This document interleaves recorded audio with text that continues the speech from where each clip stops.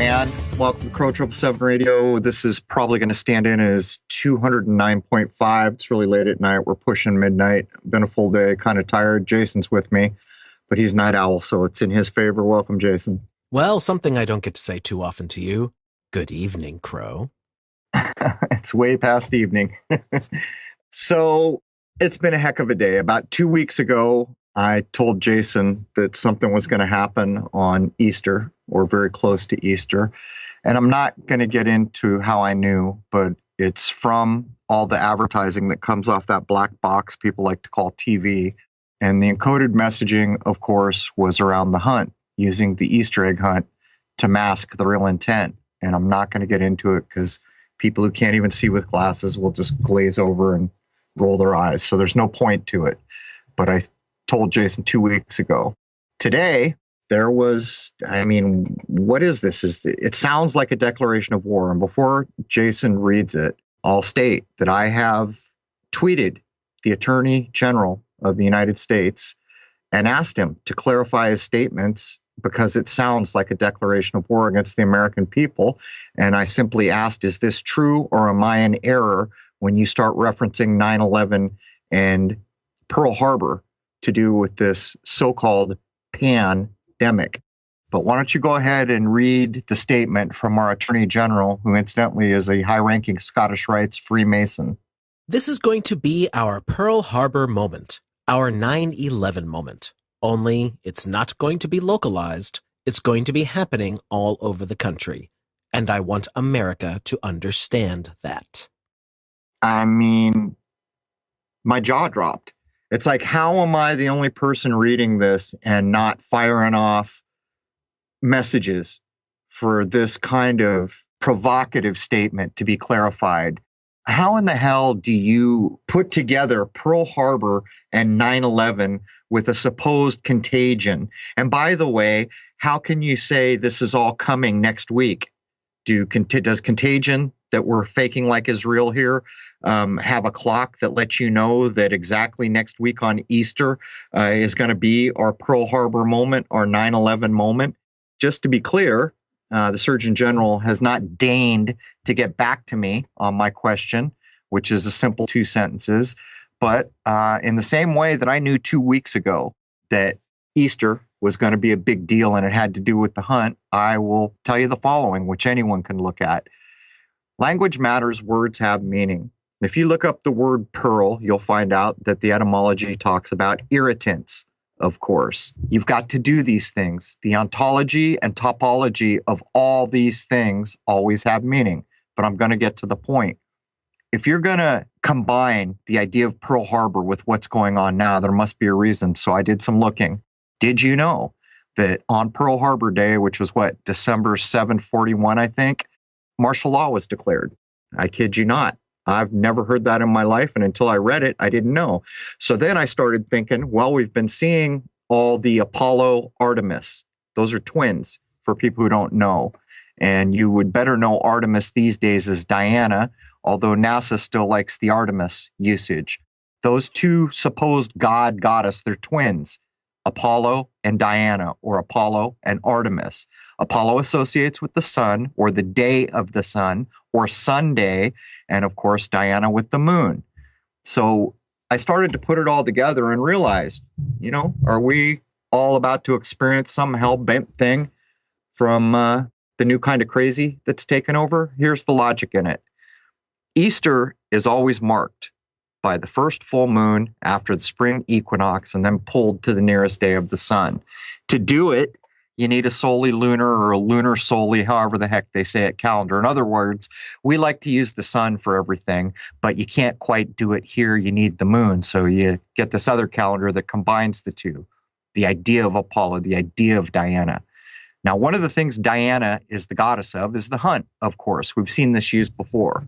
Anyone remember Princess Di? Isn't it funny she had Di in her name right before she died?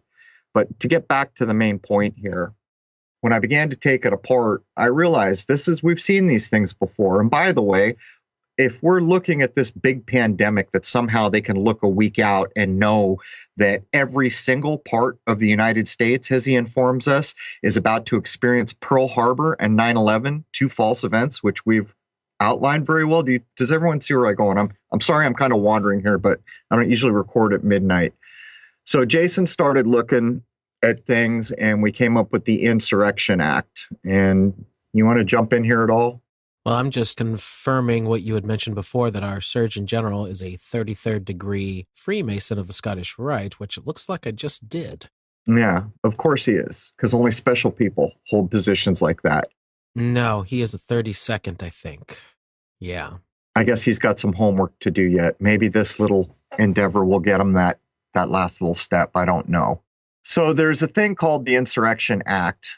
By the way, I'm not a constitutional expert by any stretch. I've been studying it again because it's important, and I've got feelers out for someone who is actually a constitutional scholar.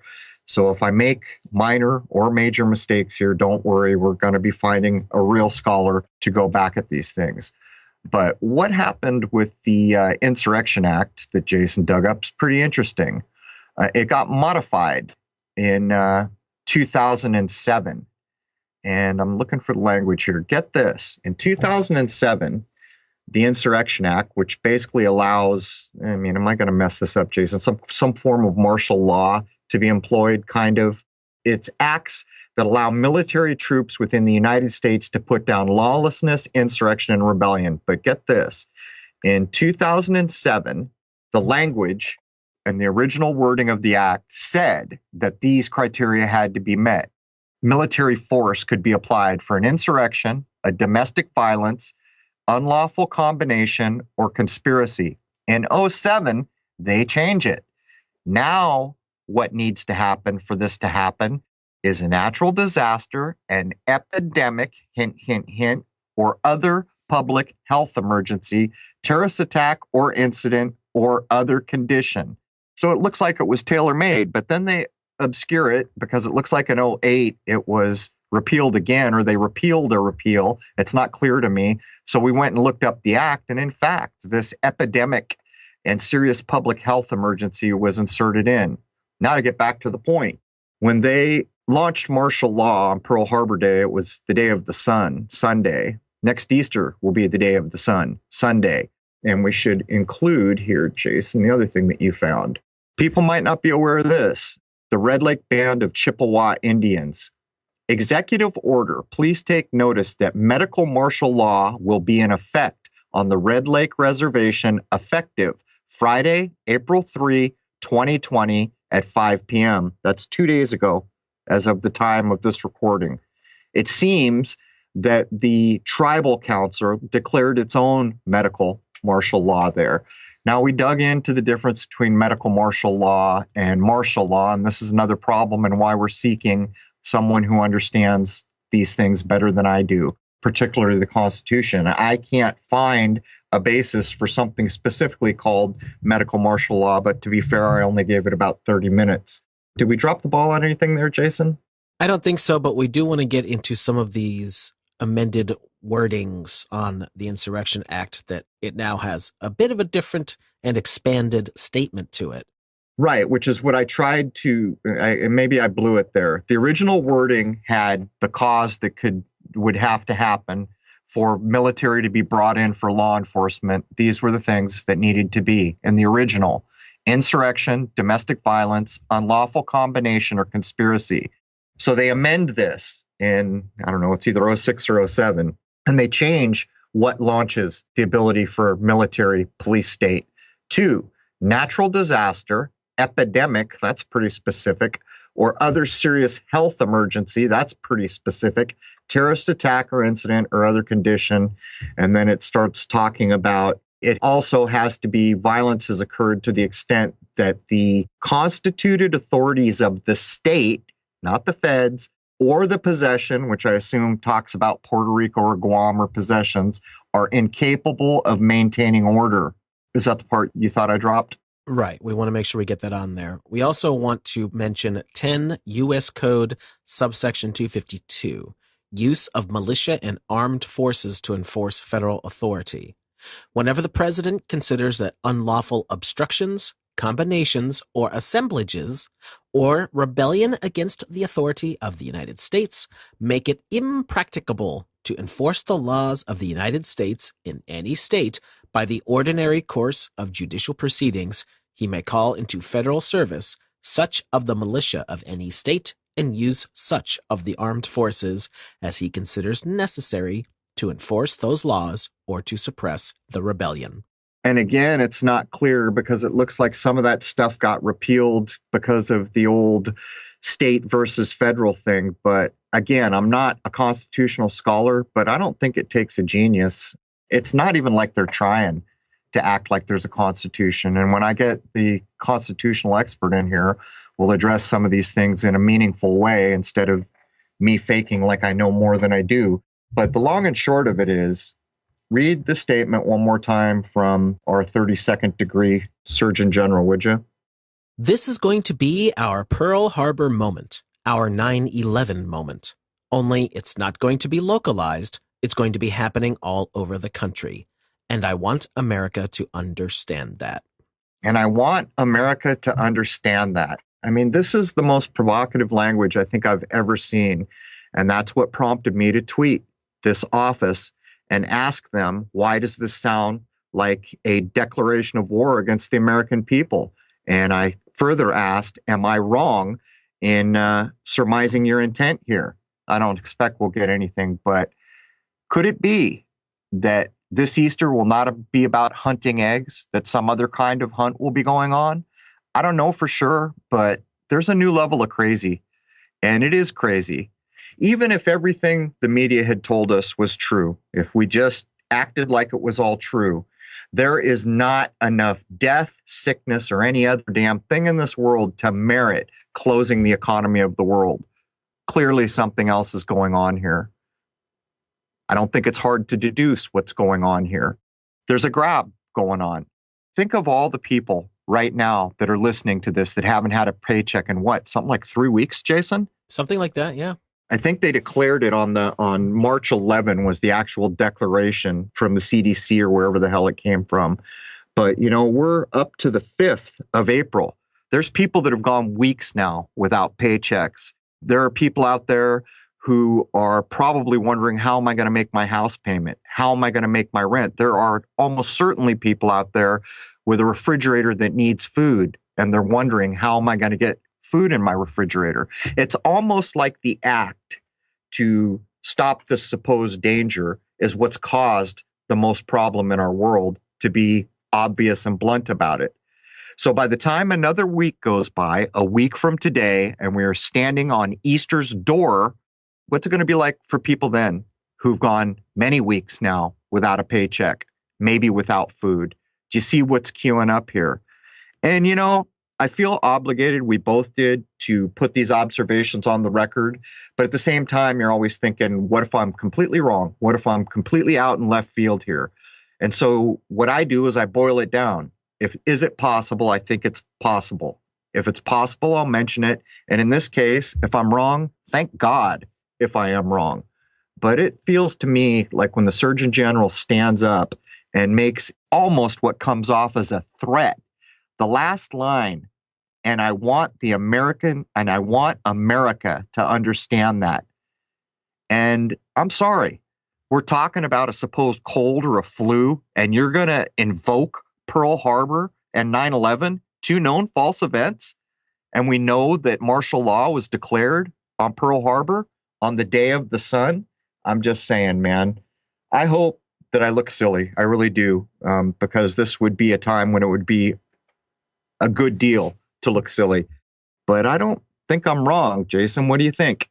Well, there's one more point that we can make here, and that's that 219 CEOs, the most ever in 1 month, stepped down from their Fortune 500 companies.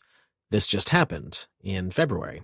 Jeff Bezos dumped $4.1 billion worth of his Amazon shares. And then Bill Gates resigned from the Microsoft and Berkshire Hathaway boards. That's very telling, like they knew something was up. And I think Our listening audience is wise enough to know that a lot of what we have going on in the world today is a corporatocracy. Sure, there are governments, but we know that the corporations are really in bed with whatever governing bodies happen to exist.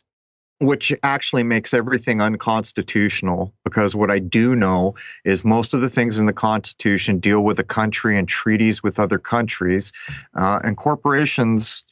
That it's a totally different thing. Even when you think of things like the Federal Reserve, for that matter, in the history of this country, there's never been anything like that. And when you read the laundry list of the size of the companies, you can see what's going on here. And these people are dumping stock and doing all kinds of things, including senators. Yeah, including senators, of course. And what you're looking at here is the largest coup d'etat in the history of the world. And whether or not my assessment of a little hell-bent nonsense coming next Sunday, pray to God I'm wrong, but it sure doesn't feel that way. The point I would make is this is all unconstitutional. This is all a violation of rights. This is all might by force. And at some point, something's going to give. And the more I think about what could come next Sunday, all I can think about is all the people who don't get paid, aren't getting paid, can't get food. I don't know what comes next, but I figured we should put it on the record and try to address it. And the problem here is we're talking to everybody openly. If we'd run this over onto the server, we could say so much more. And who knows how long this kind of content will be allowed to fly. But it's beyond me why a few 100,000 people didn't immediately tweet the Attorney General to ask for clarification of one of the most provocative pieces of speech I've ever seen, citing two known false events that were staged and then conflagrating it, that's not a word at midnight, with a supposed pandemic that also has every attribute that is no different than the two false events. Can you think anything else to add here, man? Well, I'm going to take a moment to reiterate what I said on the live stream earlier today. If you've got a little bit more, why don't you help those who have a little bit less? Put on some nice little dinners, invite some folks over, not too many to keep the thought police away, of course, and help somebody not have to buy groceries for one night, having a good night of pleasant company and good conversation. If you happen to have a skill like a martial arts or something like that, donate a little bit of your time, help those around you learn some discipline, whatever it happens to be. I'm sure there are a lot of things I'm not even thinking of. Maybe farm folks, people who know how to live closer to nature than a lot of us who are trapped in the cities. I'm sure you could do a lot of good and probably provide a lot of good food for an evening meal. Do something if you can do it. This is what we do, and hopefully it helps. You know, there's one more thing I'll mention. I've said over and over that humanity as a whole has taken a massive fall from even just the 1800s. I've cited the reasons, and people are pretty aware that it's really undeniable. I've recently stated that in movies like Men in Black 3, they use the guy from the future to go back in time, and they call him a baby to make the point, to poke everyone in the eye. But I began to talk with my wife, and I asked her, did you learn about the Constitution and the Bill of Rights and all those things in school? And she did a little more than I did, apparently. I talked with my mother, who's pushing 90, and she had whole semesters of it. And when I was in school, they were changing it to more less civics, more social studies kinds of ideas. But currently, they're not teaching children to write in cursive. Those founding documents are written in cursive. Basically, what we're saying here is in another 20 years, you're going to have a generation of people that can't even read the founding documents. And I maintain to this moment that the only easy way out of times like these are with things that are ready-made, existing now, and can be brought back in a moment. And two of those things were the religious foundations that things like the Constitution were drawn on, and the moral upright compass that came with the society, whether or not you were a Sunday school attending person or a church attending person. It didn't matter back in the day. The morals were there. You respected women. You were not crude in public. The stuff they blast at TV would not have flown for a single second because the minds were just that little bit higher than they are now. We're going to come back to the Constitution, and if I look silly and nothing happens Sunday, then I'm glad to be that silly man. But I'm truly worried that I'm not wrong. So anything you want to add, Jason? Keep your higher-mindedness about you at all times, ladies and gentlemen, for all our sakes. There it is, man. Be good to one another and help everyone you can. And at all costs, maintain order. All the things we read through tonight, most of it's contingent on the loss of order. But if this goes on much longer, empty refrigerators will resolve that problem pretty quickly. Anyhow, I'd like to wish you all a happy, healthy, and higher minded year ahead, if that's even a possibility at this point. Cheers.